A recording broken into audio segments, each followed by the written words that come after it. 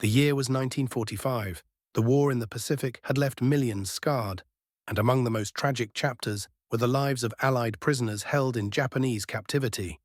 Conditions inside those camps were brutal, disease-ridden, overcrowded, and devoid of the most basic necessities. For years, thousands of men had lived without access to proper hygiene. They worked in tropical heat, slept on lice-infested mats, and drank from polluted streams. Soap was a rarity, water was precious, and the simple act of bathing had become almost unimaginable. Then came liberation. As Allied forces swept across the Pacific, camps were uncovered one by one.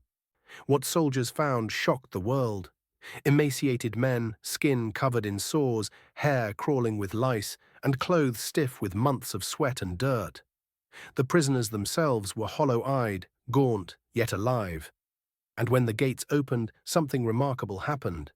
They were led to showers. For men who had not felt running water in years, it was an almost spiritual experience. Black and white photographs from the period show long lines of Japanese prisoners of war, heads shaven, bodies frail, waiting with wooden buckets for their turn under the spray. Many had never experienced a modern shower before. In rural Japan, where most of these soldiers came from, daily bathing often meant wooden tubs, heated water, or communal hot springs, not rows of metal pipes releasing clean water at the turn of a valve. When the water first struck their skin, the reaction was visceral.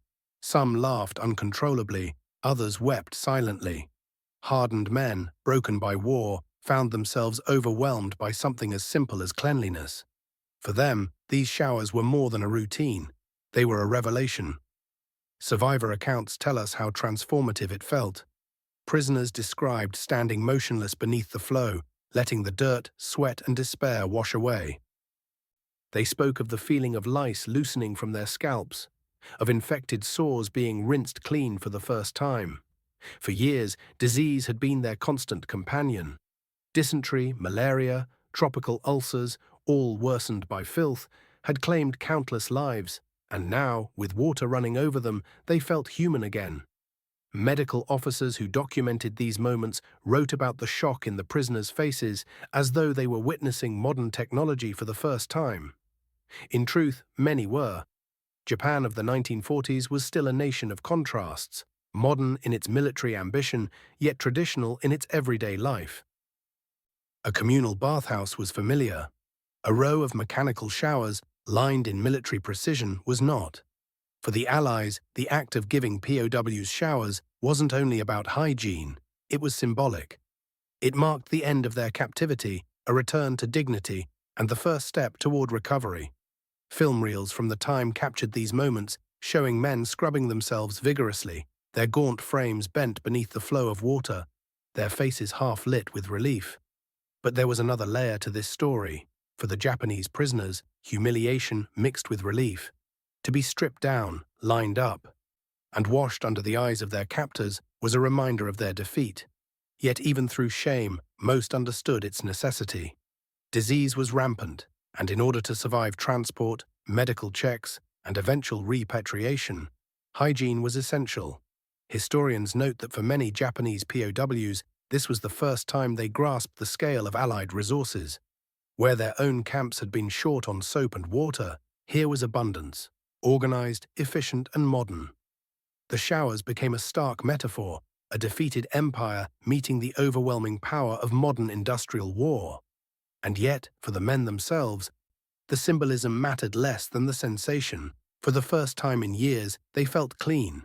They felt human. They felt, if only briefly, free. These images, rows of shaven-headed men clutching buckets, steam rising from the ground, sunlight glinting off streams of water, have endured as haunting reminders of the human side of war. Not the battles, not the victories, but the small, quiet moments of survival and dignity regained. Today, those photographs and film reels still speak.